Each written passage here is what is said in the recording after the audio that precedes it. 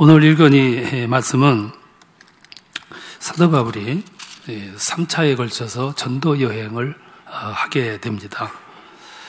사도 바울이 회심한 후에 고향 근처에서 복음을 전했고 또 바나바의 인도를 통해서 안디옥에 가서 복음을 전했습니다. 가급적이면 가까운데 아주 익숙한 곳에서 복음을 전했어요. 그러다가 복음은 이제 세계화돼야 된다. 유대주의를 넘어야 된다 하는 필요를 느껴요.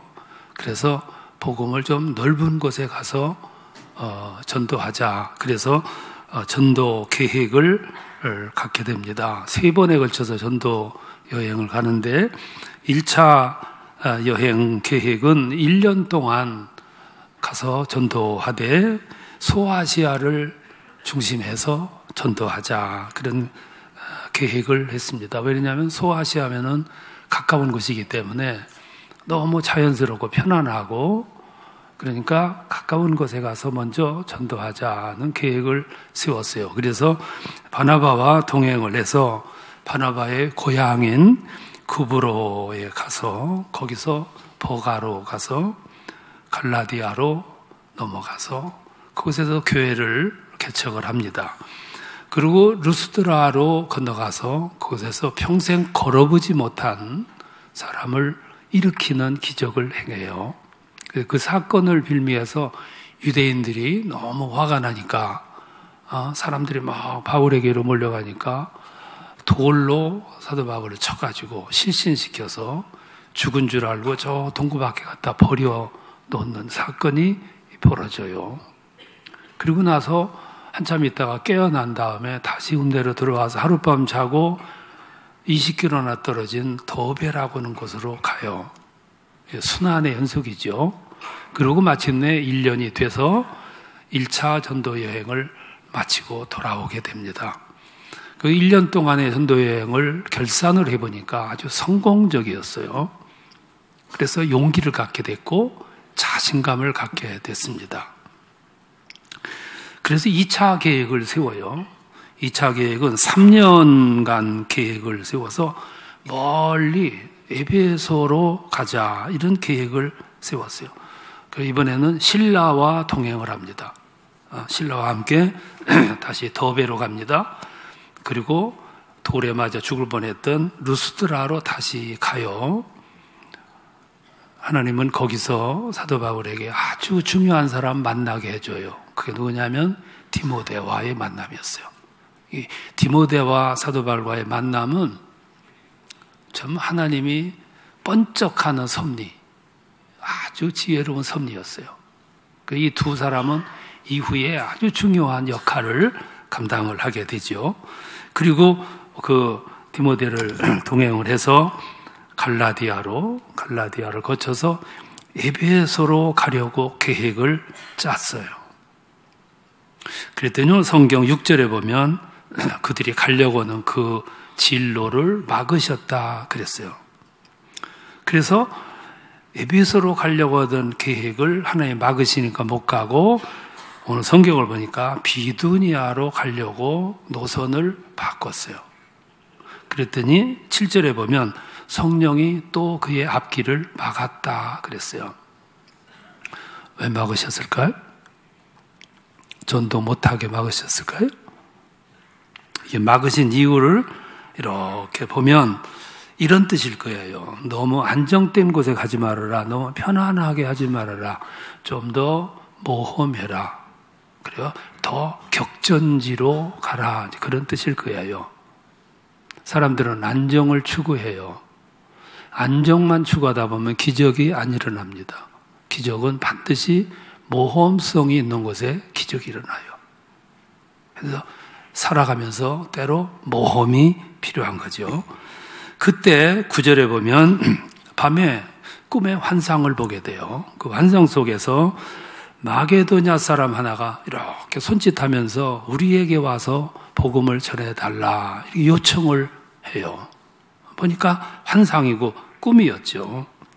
여기 마게도냐에 와서 복음을 전하라고 그랬는데 마게도냐는 어디냐면은 소아시아 지역을 넘어서 유럽을 가리켜요. 또 쉽게 말하면 오늘 말하면 그리스 땅이고 고린도 땅이에요. 거기로 와서 복음을 전해달라 요청을 받게 됩니다. 그때 사도 바울은 지체하지 않고 그동안 계획했던 방향을 확 바꿔요. 그리고 배를 타고 빌립보로 건너갑니다. 그 말은 무슨 말이냐면 성령의 인도로 소아시아라고 하는 가까운 안정된 땅에서 유럽으로 방향을 바꿨다, 계획을 바꿨다 그런 뜻이에요. 그래서 결국 사도 바울은 예기치 않게 소아시아에서 진로를 바꿔서 에베소로 갈 길을 빌립보로 갑니다. 빌립보에서 데살로니카로, 데살로니카에서 베레아로, 베레아에서 아덴으로, 아덴에서 고린도로 갔다가 다시 에베소를 거쳐서 와서 3년 만에 돌아오게 되는 거예요. 이게 2차 전도 계획입니다. 근데 이 2차 전도를 갔다가 오면서 사도 바울은 많은 것을 얻어요. 하나는 상상도 하지 못했던 새로운 진로를 발견했어요. 새로운 영역을 구축하게 된 거죠. 순전히 그거는 성령의 인도였어요. 또 이 과정에서 디모데를 만났고 루디아를 만나요. 이런 사람들은 사도 바울의 이 선교 사역을 하는데 아주 중요한 역할을 하는 사람이에요. 하나님께서 이 좋은 사람을 만나게 해 주셨어요. 또 빌립보에 가가지고 점쟁이를 무당을 고치죠. 그 고침으로 말미암아 고발당해가지고 신라와 함께 옥에 갇혀요. 옥에 갇혀 고생하는 동안에 지진이 일어나고 그리고 천사가 와서 문을 열고 그들을 끌어내주는 신비한 체험을 경험하게 돼요. 이게 성령이 인도하신 길에서 나타난 일들이죠. 그리고 에베소에서 아블로라는 사람을 만났고 드로아에서 유두고를 떨어져서 죽었던 유두고를 살려내는 기적을 행하게 됩니다. 이런 일들은 2차 전도 여행 떠날 때는 상상도 못했어요. 계획도 하지 않았던 일이고 그리고 이 사건들은 전혀 상상도 못했는데 성령께서 인도해 주셔서 그 길을 이렇게 가는 동안 새 길이 개척됐고 아주 좋은 동역자들을 만났고 그리고 신비한 경험, 체험을 하게 되는 겁니다. 이렇게 되니까 사도 바울은 자신감이 생겼고 꿈이 커졌어요. 미래에 대한 담대한 마음이 생겨요. 그래서 새로운 꿈을 꾸기 시작합니다.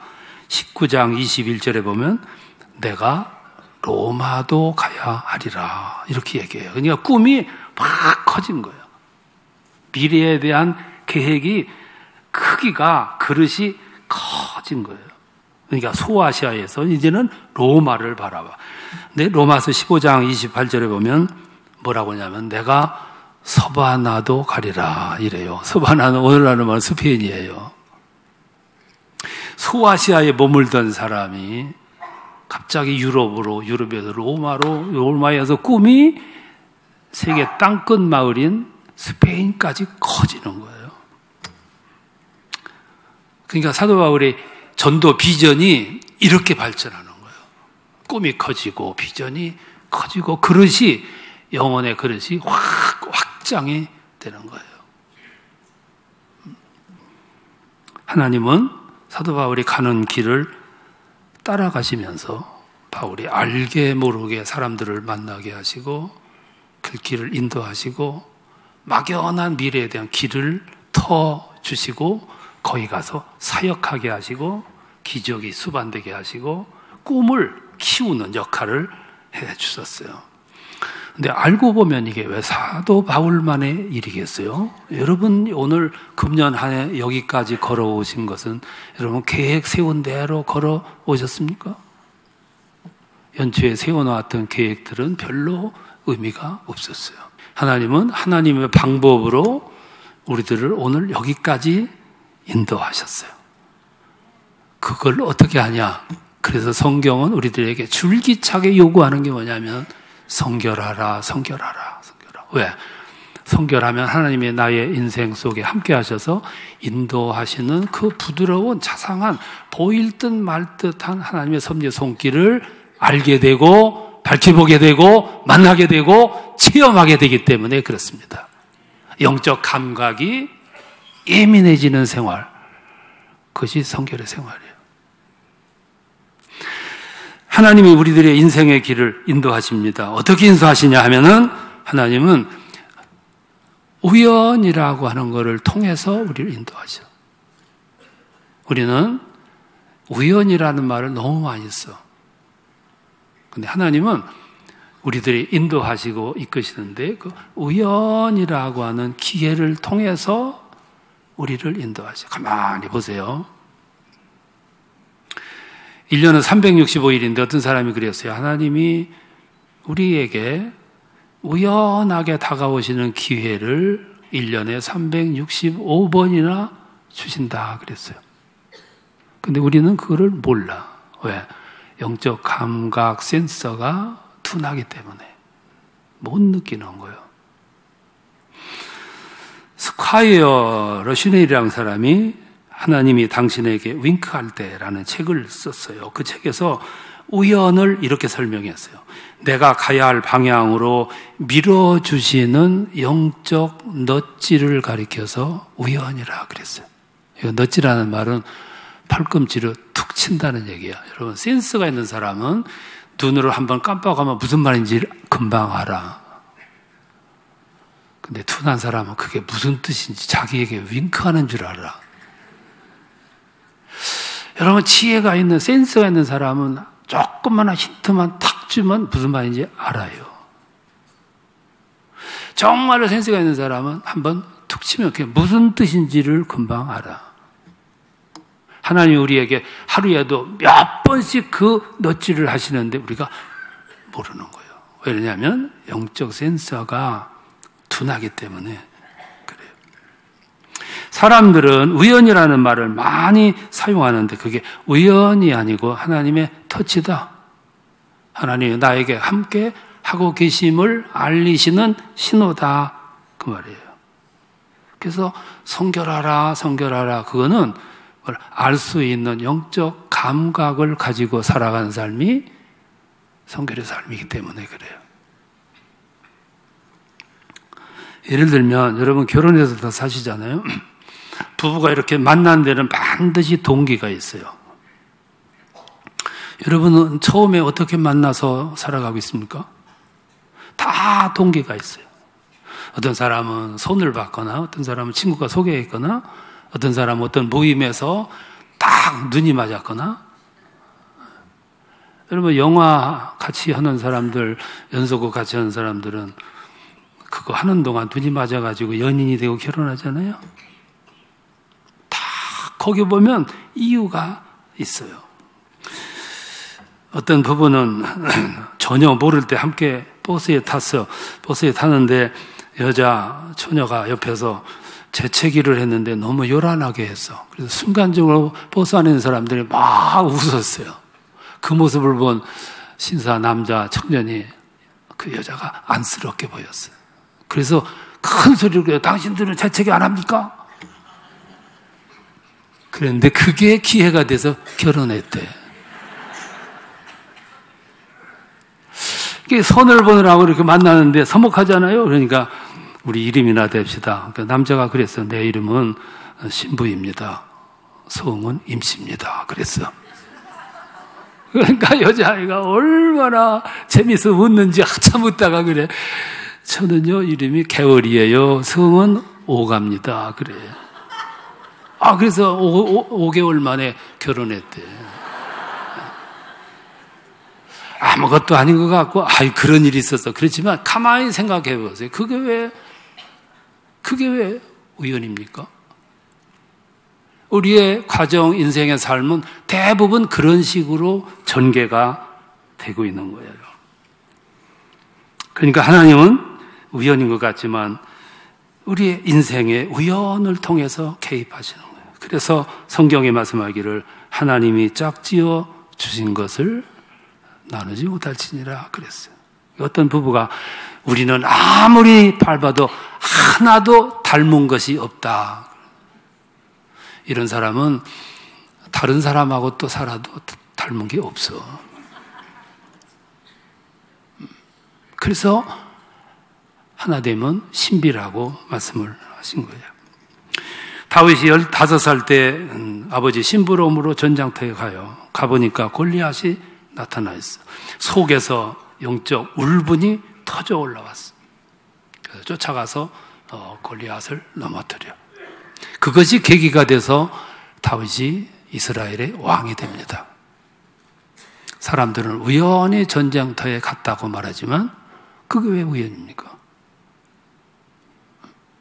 얼마나 전적인 하나님의 성원이 있었고 하나님의 기회를 만들어 주셨는데 그게 왜 우연이냐 이 말씀이에요. 한 선교사가 아프리카로 선교를 갔어요. 원주민 하나가 해산을 해. 너무 힘들게 해산해서 아이를 낳아놓고 산모가 사망했어. 태어난 아이가 생명이 위급해. 추운 날씨에 생명이 위험해. 그래서 선교사께서 그 아이 체온을 위해서 보온병에 따뜻한 물을 채우라. 그래서 보온병에 물을 채우던 사람이 잘못해서 보온병이 깨져버렸어. 이 아이가 위급하게 생겼어. 그래서 너무 다급하니까 우리 함께 기도합시다 하고 막 기도했어. 무슨 기도했겠어요? 이 아이 죽지 않게 해주세요. 건강하게 해주세요. 기적같이 살려주세요. 그랬겠지. 그게 우리들의 기도거든. 그때 10살 난 아이가 믿음이 더 좋았어. 그래서 이 아이가 뭐라고 기도했냐면은 하나님, 이 아이가 위급해요. 보온병 하나를 주세요. 내일 주시면 늦어요. 오늘 오후에 주세요. 그랬어.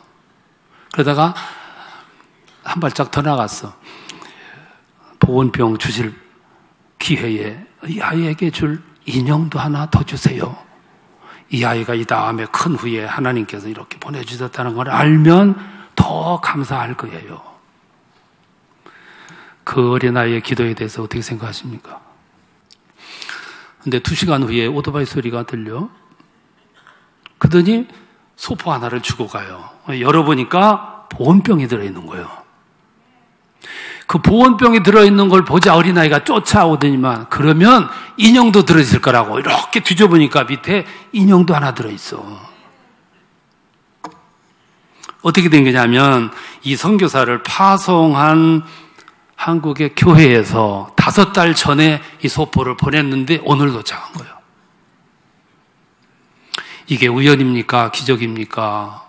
만들어낸 이야기입니까?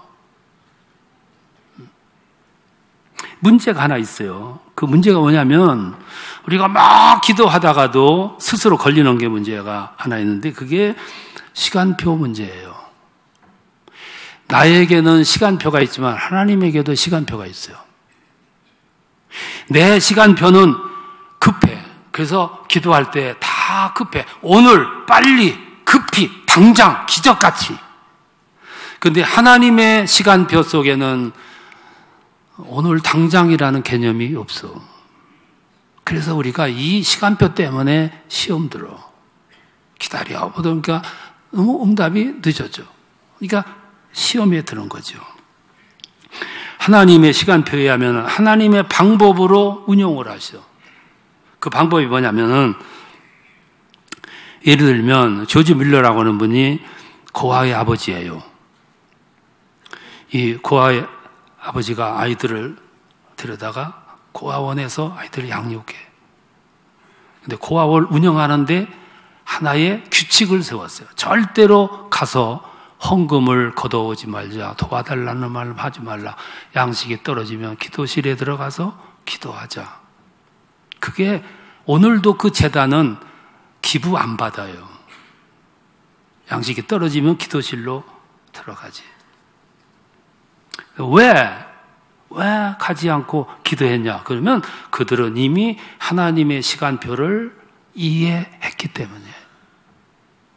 하나님은 하나님의 방법으로 하나님의 시간표로 운영하신다는 걸 알았기 때문에 그래. 그래서 우연을 통해서 하나님을 도우신다 알았기 때문에. 어느 날 식량이 떨어졌어요. 아이들을 식당으로 모이게 했어요. 야, 기도하자. 하나님이 좋은 양식을 보내줄 거다. 기도하고 아멘하고 났는데 문을 두드려요. 열어보니까 빵집 아줌마가 광주리에다가 빵을 가득 싣고 온 거예요. 사람들은 우연히 아멘하니까 광주리가 왔다 이렇게 생각하는데 그게 왜 우연입니까? 그게 하나님의 방법이신데. 문제는 우리들은 이 우연을 통해서 역사하시고 개입하시고 섭리하시는 하나님의 방법을 모른다는 거예요. 그래서 기다리지를 못해요. 내 시간표에 의해서만 기다리고 하나님의 시간표는 고려하지를 않아요. 근데 막 다급하게 기도했는데도 응답이 없는 것도 또 황당하지만 더 황당한 거는 내가 형통하게 해주세요, 건강하게 해주세요, 잘되게 해주세요 하고 기도했는데 정반대 결과가 주어진 거예요. 그러니까 사람들은 그때 무엇을 보느냐 하면은 정반대로 나타나는 그 사실만 보는 약점이 있어. 여러분, 우리가 살아가는데 형통한 일만 절대 없어요. 형통한 일도 있지만 건강도 있지만 아픔도 함께 주어지고 실패도 함께 주어져. 밤새 기도했는데 기도의 내용과는 정반대로 불행한 사건이 일어났어요. 그때 사람들은 불행한 사건에 집중을 해요. 이 사건을 통해서 하나님이 어떻게 전개하실까는 잊어버리는 거예요. 예를 들면 나사로 사건이에요. 이 자매가 오라버니가 병들었어요. 그래서 기도했겠죠. 빨리 고쳐달라고 기도했겠죠. 그런데 결과는 기도와는 정반대로 오라버니가 죽었어. 그때 그 동네 사람들, 그 자매는 죽은 사실만 봤어요. 근데 그 죽음이 앞으로 어떤 결과로, 어떤 메시지로, 어떤 섭리로 이어질런지를 상상도 하지 못하는 거예요. 그런데 나사로는 죽어야 돼. 죽어야 첫 번째 죽었다 살아나는 기적을 체험해. 병들었다 고친 것보다 죽었던 사람이 살려내는 것이 훨씬 극적 효과가 커. 두 번째는 죽었던 사람이 살아남으로 말미암아 하나님이 우리와 함께하고 계시구나, 하나님의 섭리를 발견하게 돼. 세 번째, 죽었던 사람이 살아나야 비로소 부활을 믿게 돼, 보게 되고. 이것이 하나님의 시간표. 금년 한 해 우리는 이렇게 살아왔어. 하나님의 시간표에 의해서 살아왔어. 믿고 보니까 내가 연초에 계획했던 것보다 훨씬 더 좋은 하나님의 시간표에 의해서 여기까지 왔어. 이 말은 무슨 말이냐면 내년에도 내 생각보다는 월등한 하나님의 시간표에 의해서 내 인생이 또 살아갈 거예요. 그래서 우리는 행복한 사람들인 거예요. 왜냐하면 내 배후에 그 하나님이 계시고 내 인생의 동반자시고 내 인생의 목자가 되실 뿐만 아니라 내 인생 과정 절차에 함께 하셔서 우연이라는 시간들을 통해서 하나님의 방법으로 우리의 미래를 펼쳐나가게 하실 것이라는 걸 믿기 때문에 그렇습니다. 여러분은 행복한 사람들입니다. 여러분 배후에 하나님께서 지금 눈을 부릅뜨고 지키고 계시고 인도하고 계십니다. 금년도 그랬지만 내년에도 그렇게 할 줄로 믿고 행복한 마음, 선한 뜻, 그리고 모험을 즐겨가며 오늘 세상 승리롭게 살아가시는 축복이 함께 하시기를 축원합니다.